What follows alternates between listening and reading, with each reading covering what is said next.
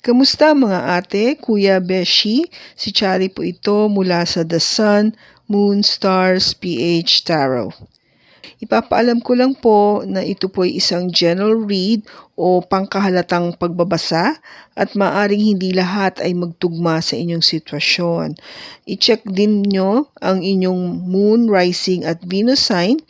Baka doon mas tumugma ang read para sa inyo. At kung ang mensahe ay tama sa inyo, paki-like lang po at mag-subscribe kung hindi pa ninyo ito ginagawa.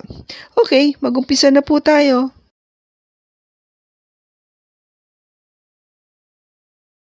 Hello po mga ate, kuya, beshis. Kamusta na po kayo? Dito ulit ako si Chari para gumawa ng another reading, and this is for the sign of Cancer, Sun, Moon, Rising, and Venus. And of course, welcome po yung mga cross-watchers ni Cancer at yung mga bago po nating mga viewers.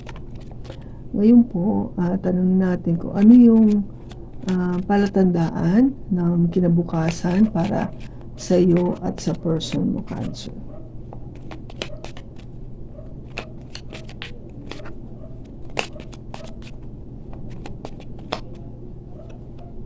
Love. Wow.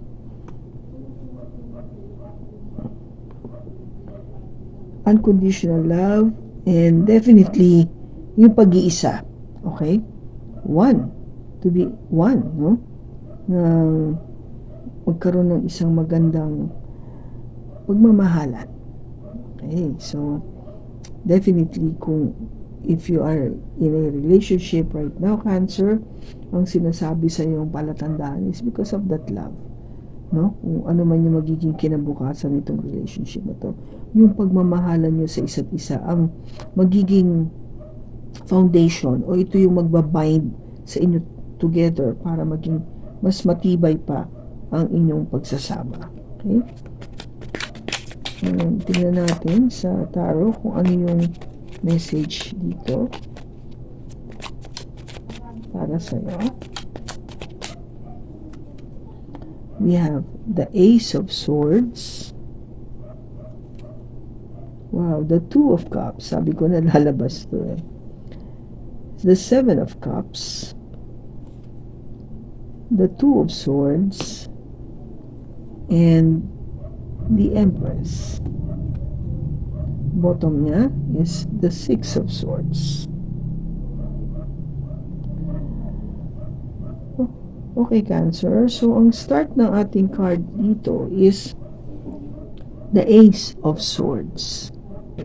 Ito yung pag-uumpisa ng pagkakaroon ng matinding pagkakasunduan na mag-usap, magkaroon ng communication, magsabi ng katotohanan o ilabas ang katotohanan. Okay? Kasi this is really telling you and your person na yung naging foundation nyo dito is you started to be truthful to each other, no? Naging open kayo sa isa't isa. Kaya maganda yung foundation ng inyong relationship. Kasi tignan mo, dahil sa pag-uusap nyo ng matindi at pag-uusap o pagsasabi ng katotohanan, kita mo may sumunod, the Two of Cups. Alam niyo naman kung sa mga matagal ko ng viewers at sa mga bago po, ang Two of Cups po ay ito po yung enerhiya na nagsasabi na yung person na karelasyon mo ngayon ang meant to be with you or destiny mo talaga siya yung the one.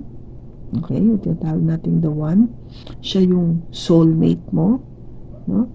Siya talaga yung kung gaba destiny mo na makasama, love of your life, yung mga ganong tipo. Kasi kung ito na yung naramdaman mo sa kanya, then bakit nagkaroon ka ng idea to really look into other options pa? Nakakagulo lang ito ng isipan at damdamin.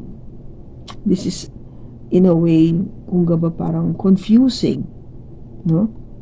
Dito sa reading na to. Kasi kung sure ka na siya yung the one, bakit kailangan mo pa mamili, no, ng ibang option? Yung pwedeng, ano pa ba yung meron sa akin dyan? Baka may mas okay pa. Yung ganun bang pag-iisip. Kaya ikaw, hindi ka makadecide, no? You cannot make your decision. Naguguluhan ka. Kasi nga dahil dito yung enerhiya na binibigyan ng Seven of Cups, that free will for you to choose other things apart from this one is making you confused and having that difficulty to make that final decision. Sana tandaan mo, Cancer, that what you wanted is true love and syempre yung abundance that goes with that. Kasi the Empress is somebody na, di ba, you wanted this relationship to be bountiful, kung gaba parang masagana sa pagmamahalan, masagana sa lahat ng material na bagay, masagana na i-bless kayo ng mga anak, di ba? So, how can you achieve itong part na to, itong outcome, if you cannot make that decision, no? I guess what the card is trying to tell us, focus on love. Mag-focus ka dito. Wag mong iisipin ito, no? Wag mong isipin yung iba pang bagay na pwede mo pang i-consider. Kasi kung titignan mo dito, Cancer, hindi lahat ng nandyan sa kupita na yan na ino-offer sa'yo o yung option na meron ka, mabuti para sa'yo. You have to be very wise in choosing which one is the best. Kasi malay mo, ito na yung the best. Tumitingin ka pa dito, maka mas worse pa to. Diba? You'll never know. Diba? Kung gano'n parang, why take the risk of trying to find other relationship or possible options apart from this one? Ito na yung Two of Cups mo. Hindi pa ba sapat yung pagmamahal na ibinibigay niya sa'yo? Hindi pa ba sapat na nagsasabi siya ng katotohanan sa'yo? Na nakikipag-usap siya ng masinsinan? Ano pa bang hinahanap mo? What is it that you're looking for? You seem to be looking for something, Cancer. Kaya nga, di ba, ang hirap mag-decide kung meron ka talagang gustong o meron kang hinahanap na hindi mo makita dito. But remember what you wanted in totality ba? And the only thing that you should be focusing is the love. Mahal ko ba talaga to? Kasi kung hindi mo naman mahal, syempre, huwag ka magstay. Huwag mo ituloy. Pero kung mahal mo, diba, ano pang other reason kung bakit hindi mo itutuloy? Diba?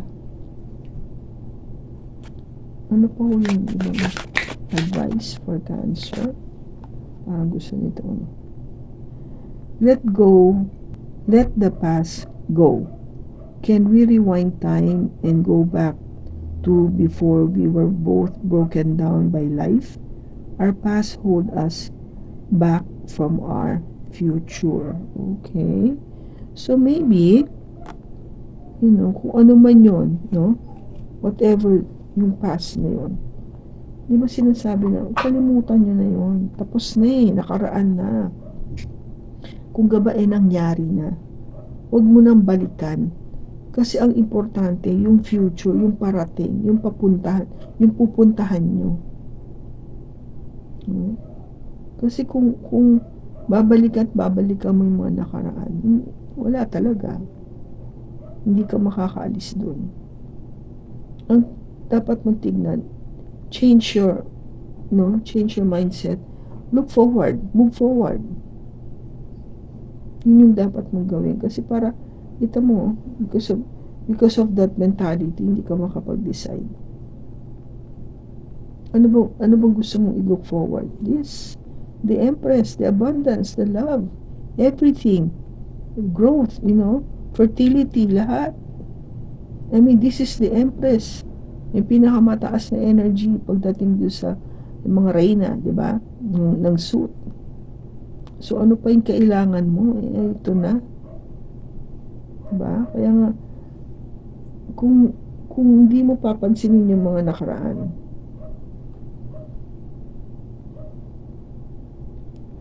malaking bagay yun kasi, di ba, ang bigyan mo ng attention is now.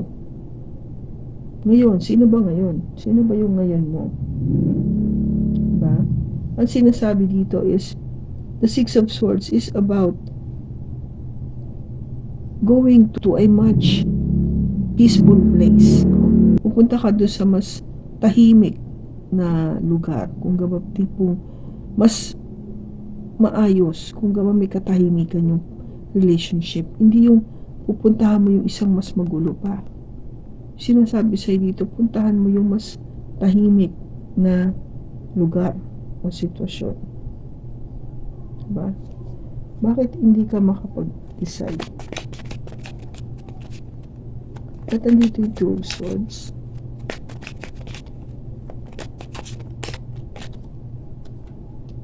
We have the Moon, the Eight of Wands, and the Queen of Pentacles. Hindi ka makadecide, Cancer, kasi hindi mo alam, marami ka pang hindi alam, which is true. The Moon might be dealing with the Pisces, so may Pisces siya sa kanyang chart. Eight of Wands, kasi hindi mo alam dahil kulang sa communication, no? You're not communicating. And with the Queen of Pentacles, you might be dealing with an earth sign, Taurus, Virgo, or Capricorn, o meron siya nito sa kanyang chart. Kasi, what you wanted to communicate is, of course, yung stability ng relationship, no? Yung security aspect, lahat. You wanted to discuss everything. Kasi, ang Queen of Pentacles is somebody who's truly consistent. Consistent ito. Matyaga, masipag, maasahan, ganun siya eh. So, kung ito yung mga bagay na hindi mo pa maintindihan o hindi mo alam kasi kung hindi kayo nagko-communicate, then you have to let the person know na kailangan magkausap tayo about these issues, no? Yung mga issue ni Queen of Pentacles, yung pagdating sa kabuhayan, sa stability, lahat yun. Kasi di ba ang gusto mo nga is ito, to have it all. Ito, si Queen of Pentacles at saka si Empress, no? Hindi sila nagkakalayo. Ito yung junior, ito yung senior, no? Yung dalawang yan. Magkapareho yan ng, kung gaba purpose in life. Okay? So, talagang isa lang yung tinutumbok niya. So, ano yung advice pa para kay Cancer?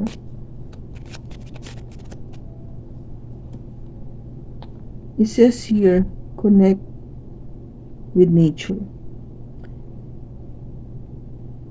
You are rejuvenated and inspired by spending time outdoors. Okay? So, mag-enjoy ka lang sa labas, no? Enjoy ka sa labas, mag-relax ka para makapag-isip-isip ka mabuti kasi I think the reason kung bakit you need to make that decision, definitely ang Queen of Pentacles loves the nature. It helps them to think clearly kung ano yung dapat na gawin. Okay? Ito bang person mo ngayon, Cancer? Itong Two of Cups mo dito, siya na ba? Alam mo, tumalsik siya talaga. Nakita nyo? The Emperor, which is yung husband nitong Empress. And he says yes. Siya yung talagang perfect match para sa'yo. Ayan o, couple, the best man. Siya na talaga. Kung gaba, ano pa iniintay mo? Diba? So, kailan to magaganap?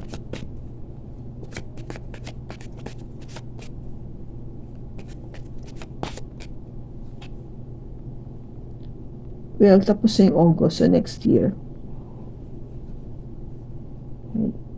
Sometime in August. Okay? Cancer. So, kung kanino mang Cancer itong nakuha nating enerhiya, sana nakatulong po ito sa inyo ng malaki. Maraming salamat sa pagsama mo sa akin sa pagbasa na to. Sa susunod po muli, ingat ka and God bless.